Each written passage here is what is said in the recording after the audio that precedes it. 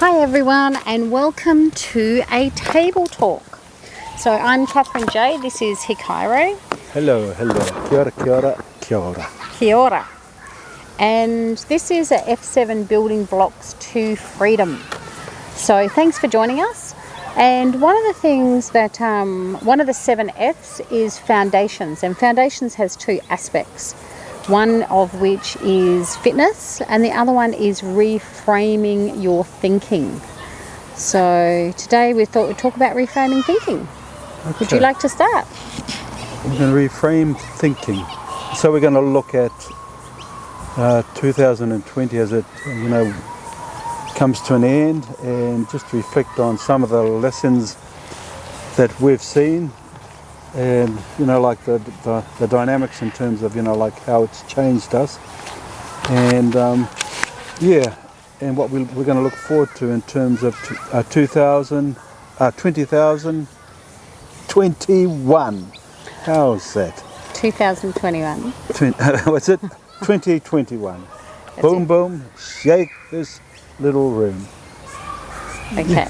So in reflection, and I think the important thing we wanted to bring to this table talk is the importance of finishing 2020 strong, given the COVID and all the stuff we've been through. And so reflecting upon like 2020, well, it's been a year like none other. We've heard that saying time and time again, and what it really has done, it's shaken our norm, our lifestyle and how we once lived, and like it's so you've either had to adjust and change with it, or otherwise become bitter and seeing this whole year as a struggle. So okay, Catherine, maybe a lesson that you've learned that you've seen. Yeah, I think one of the things was in lockdown. So, and we hope you like the background. We actually told the children to all play and run around with sticks and just have fun, because that's life. And it's beautiful life. So I love having children around and making lots of noise. We're at one of our favourite places, which you guys have seen before, up at Fagan Park in Norwest Sydney. So when you're in lockdown, as an example, anytime you're in close quarters with people, it challenges who you are and are you integrous. Is the part that you're from the outside, is it inside? Are your internal beliefs being shown outwardly? Hopefully that makes sense. It's like your inside and your outside. Is your yes mean yes, your no mean no? Do you have integrity?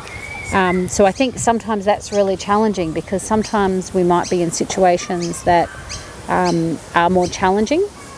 And I think pretty much everybody I've spoken to found that, whether it be living with family, living in a share house, living by yourself.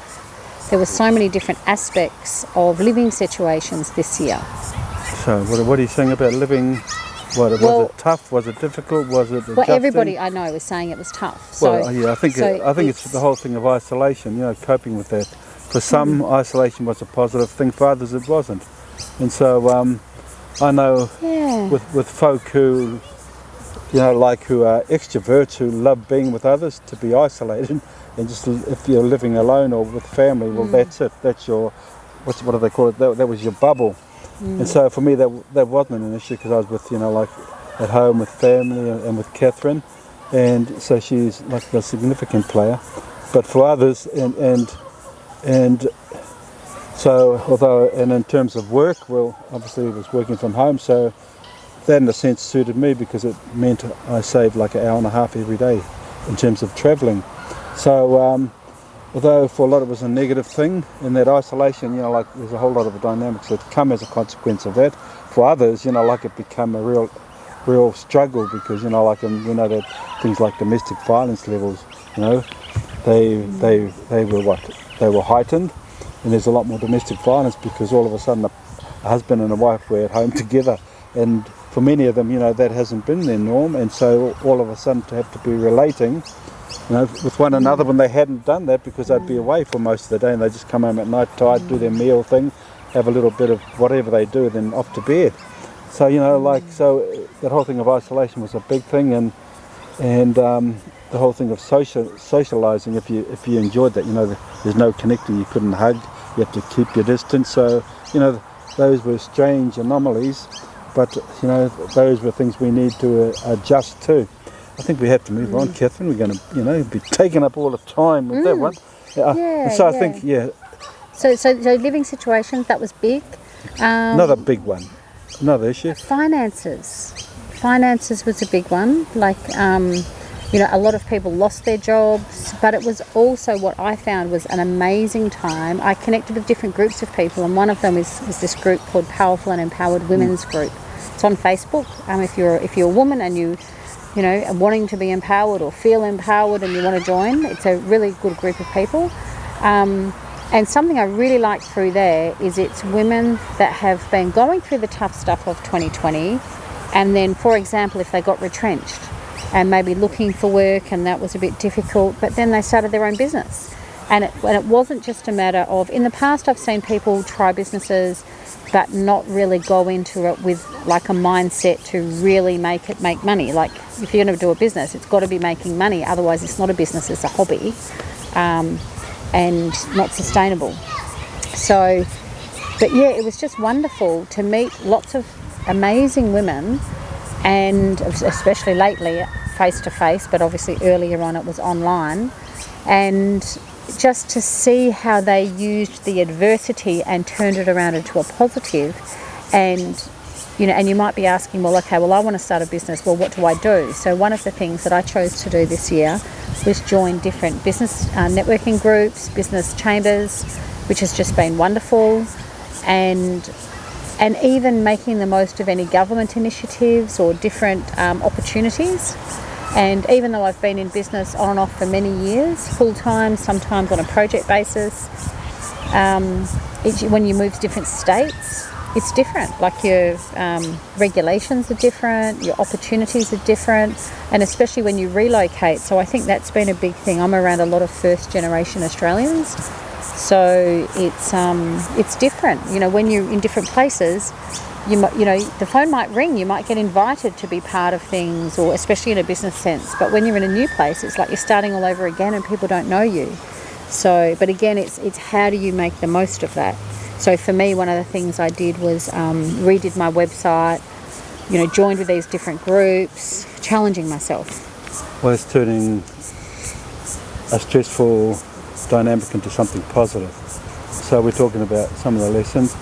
I suppose another one, then we can turn on some of the, the positives that have come out of this whole COVID experience. I think another big one is fear, because fear of uncertainty, fear about the future, anxiety, in terms of not knowing, because it was something new, a new dynamic that, as a community and as a nation and on a global scale, there was basically an uncertainty about, this virus. And so as a consequence, people, approach that whole thing from different perspectives, and certainly fear and anxiety were major players. And just trying to cope and manage on a day-to-day basis. And I had some other stuff. I've just gone blank at the moment. So what about fear? What did you find, especially in your workplace? What did you find? How did you help people to overcome fear? Well, I mean, like fear's an emotion. It's sort of trying to bring some certainty in terms of like the in terms of moving forward, and in terms of the family dynamic. It's like, okay, what can we do in terms of, because a lot of the families I work with, obviously, they're families that struggle and on the fringes of society, so they don't know how to manage their money, and life for them is on a day-to-day basis. So for a lot of them, like, we're just looking at what supports they could get from Centrelink. A lot of them actually ended up doing a lot better, because they ended up with like major payouts. I think it was like about $500 to $700 extra a fortnight. So, but and it doesn't matter what your status was in life. That whole thing of the uncertainty and not knowing. It does place pressure and stress on people, and people react differently to that whole stress dynamic. So, So it's how do we? It's about how we turn that around. And obviously we come from a Christian perspective, so that obviously, flips the whole thing upside down. And Catherine shared, like some of the positives that had come out of it for her.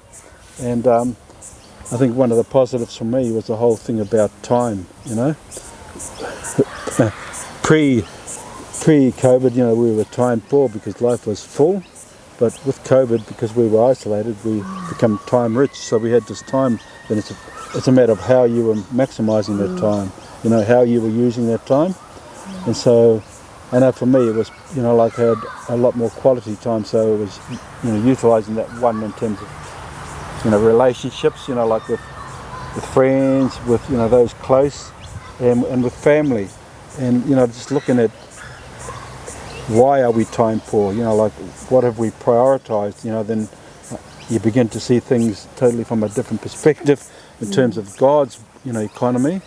And then you begin to look at, okay, well, what are those things that I value mostly, and where do I need to be giving my time? So Catherine, you can share some of the things that you've done in terms of, like maximising your time and how you choose to use your time moving forward. Yeah, I mean, I've always been like praying and interceding and, interceding for others. So whether that be obviously for family, for friends, for those close, but also even for nations, for particular people and different situations.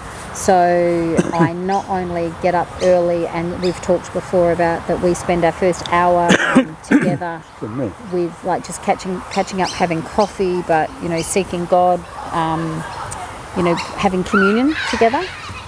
So that's really important for us. I'm also part of different prayer teams, so that's important. But also one thing that we're doing together is that I've rejoined something that I used to belong to a few years ago, and so looking at God's kingdom economy. So, and that's been amazing because we're doing it together. So for me it's a refresher. For Hikairo it's quite new, but just prioritising, so say 2 or 3 evenings a week for an hour. We actually listen to video teaching, and we might look up scriptures, but then we talk about it after. Okay, well, what were the takeaway points out of that, and how do we bring that in to our own lives, and especially with business? So what would you want to add anything there? Yeah. Well, we're just looking at kingdom stuff, because that is the key in terms of progress and moving forward and adapting to change.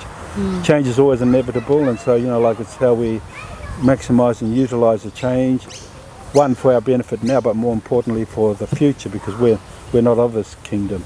And so for me it comes back to the word of God, and can we trust God, because God's unmovable, He's the same.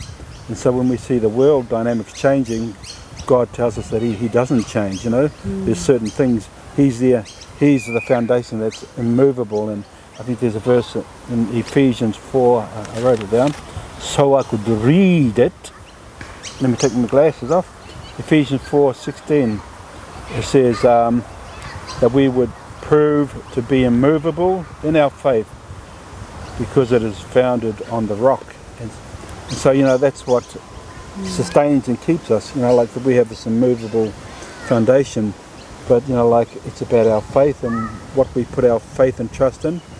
And so I don't get caught up in what the media is projecting, because the media will only they'll only tell what the dynamic that they want to try and the message they want to put across, and generally it's not the truth. And so mainstream media. Yeah, mainstream media, that is. Yeah.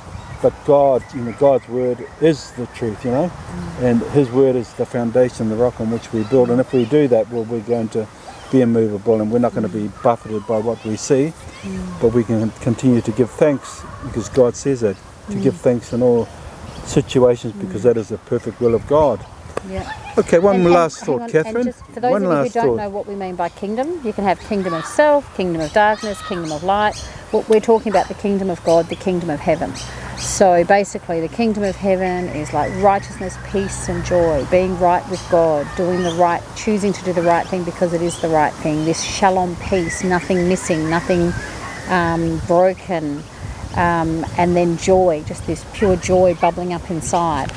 But then it looks like something. So what does it look like in business? Or so a lot of my own business is about what does that look like practically in your business, in your home, and just putting the nuts and bolts and actually being able to help people bring that out, but also demonstrating that. So that's what we mean there. Yeah. So one final thought before we close. I think we've gone over time. No, that's okay. So basically for this year, I think it's been a learning time, a challenging time. You know, we could say, yes, we've gone through the fire, but are we smelling of the smoke, or do we have the sweet fragrance? You know, how have we come out? And even if we've been exhausted and so tired, it's not the end of the year yet, we can still choose to think, okay, so it's about reframing our thinking. So even now, like, you know, think about, okay, well, what was the tough stuff this year? And then how did we turn it around? Because we know nothing changes if we don't change ourselves, and it's got to start with our thinking. So, yeah. Yeah, so, you know, we would encourage you to finish strong. There's still, 2 or 3 weeks to go of 2020. And, you know, like, try and maximise, you know, the things that are important to you, like family, even if it's work, well, you know, like, and just, I think the important thing is always look for the good inside of what you're doing. There's always, you know, we're quick to focus on the negative and to give our energy to that rather than sort of look for the good, because there's always something good, there's always something positive. Yeah, so and being grateful. What's that? Being grateful. Yeah, always be grateful. Yeah. In season and out of season. And so, I mean, where we are, there's kids running around and there's noise, but, you know, like... they're having a ball. That's right. But, you know, we focus on what we need to do, but we just enjoy the environment in which God has placed us. You know, trees, birds, fresh air, sun, perfect. So enjoy the rest of 2020 and, you know, just believe for greater 2021, which is the year of the almighty gathering of God's people to be united and strong in Him. Okay, Catherine. Thank you. So you've been listening to a Table Talk. I'm Catherine J. This is Hikairo. Peace and goodwill. That's Christmas coming. Yes. So hopefully you'll see a bit more of us over the next month or so. Thank you for watching. And if you like this, please subscribe to our YouTube channel, F7 Building Blocks to Freedom. This has been a talk on foundations, which is our third F, and in particular, reframing your thinking. Thanks for watching. Bye, and a Merry Christmas and a Santa Claus of a time.